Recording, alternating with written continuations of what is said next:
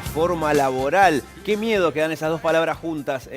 Dan mucha expectativa respecto a los empresarios que sienten que hay que cambiar algo para que los números cierren un poco mejor y para dar más empleo, según comentan, y desde los sindicatos, bueno, da miedo porque temen que eso sea lo mismo que flexibilización laboral, es decir, quitarle derechos a muchos. Aparentemente tiene que ver con buscar un equilibrio, ¿no?, entre las dos posturas, porque en ambos bandos y en todos los bandos que hay en esta negociación, el objetivo es el mismo, que haya más y mejor trabajo, al menos eso siempre se comenta. Para entender un poco más acerca de estas discusiones que se están dando en este momento, hemos invitado a Leandro Mora Alfonsín, que es economista de la UBA, también das clases, ¿no? Sos docente allí en la UBA y en la UCES, sí. Hablando de empleo. Debe ser difícil encontrar el equilibrio, ¿no? Porque en todos los países pasa algo parecido. Porque, digamos, siempre gobierno, empresarios, sindicatos, todos dicen queremos más trabajo. Nadie dice, no, yo quiero que haya menos o que sea más precarizado.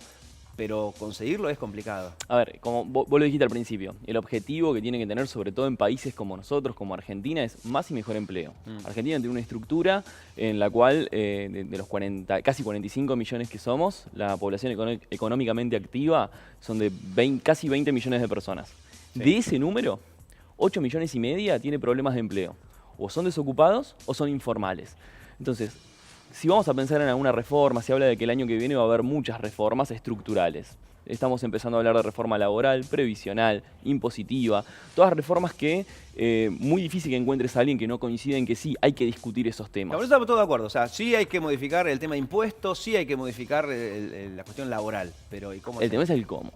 En ese sentido, una reforma laboral tiene que tener en cuenta la visión de los empresarios, la visión de los sindicatos y un gobierno articulando ambos sectores. O sea, un diálogo tripartito, como el que plantea la OIT permanentemente y como el que como Argentina tiene tradición en él, hay que profundizarlo, eso sin duda. Ahora, el gobierno, por lo visto, empezó ya a hacer esto, en vez de modificar la ley laboral o en vez de tratar de modificar los convenios, está yendo sector por sector. O sea, fue muy conocido el acuerdo de Vaca Muerta, ¿no? Que hizo que los petroleros, los gremios, cedan en algunos puntos a cambio de tener más trabajo.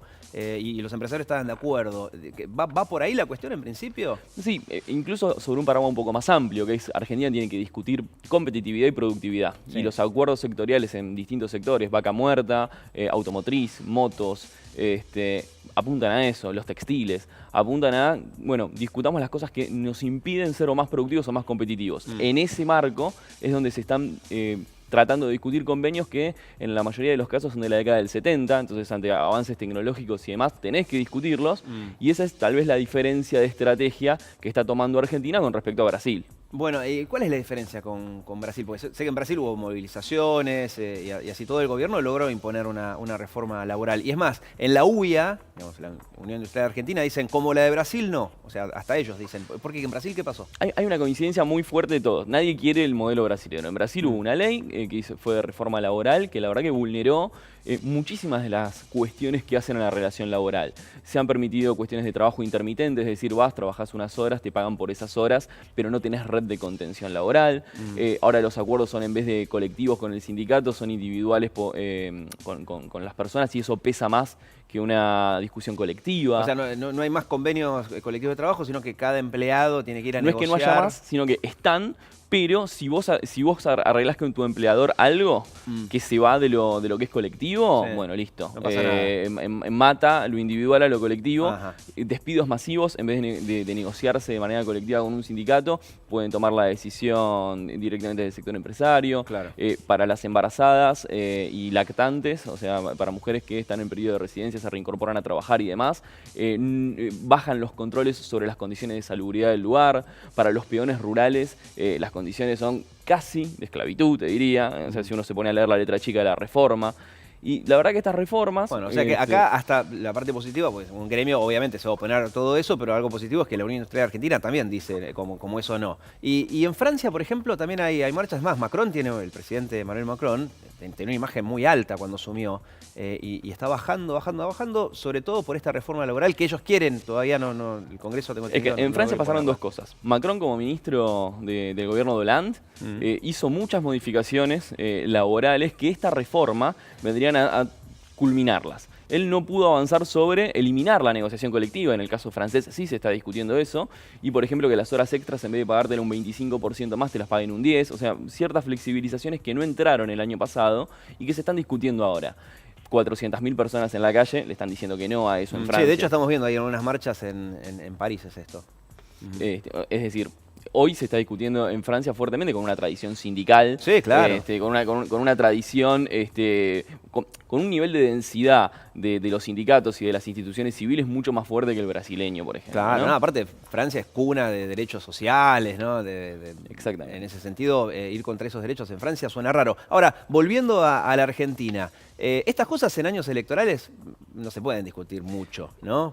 O sea, año par. Solamente en año par se puede discutir este tipo de cosas. Año impar es más complicado. Hay un mantra que es después de las elecciones. Sí. Que hasta parece gracioso. Incluso cuando vas a una oficina, no sé, de ANSES a hacer una pregunta, de AFIP a hacer una pregunta, sí. Después de las elecciones, ya mismo claro. te lo aclaran en una consulta. Claro. ¿Cambio el auto o no? Bueno, vemos después de las elecciones. Sí. Ahora, ¿qué pasa? En los años que es cierto que cuando no hay elecciones vos tenés ciertos grados de libertad para poder plantear reformas estructurales. Sí. Ahora bien, ¿bajo qué términos, bajo qué condiciones se van a dar esas discusiones en el Congreso el año que viene? Va a ser clave. Es decir, Argentina va a empezar a discutir cosas de mucha importancia. Y en ese sentido es importante entender cuál es la estructura productiva argentina, cómo está el mercado laboral argentino. Hoy tenemos una desocupación de 8,7%, los datos que salieron la semana pasada. Sí. Y en términos de actividad estamos muy parecidos al año pasado, que fue un año recesivo.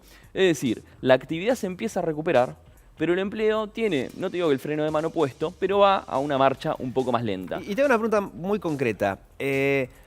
Cuando la desocupación es alta o cuando, digamos, cuando es alta, cuando hay muchos problemas laborales, ¿eso hace que automáticamente se tenga que hacer una suerte de flexibilización para bajar derechos laborales para que haya más empleo o es una falsa afirmación esa? No necesariamente, digamos, ¿por qué?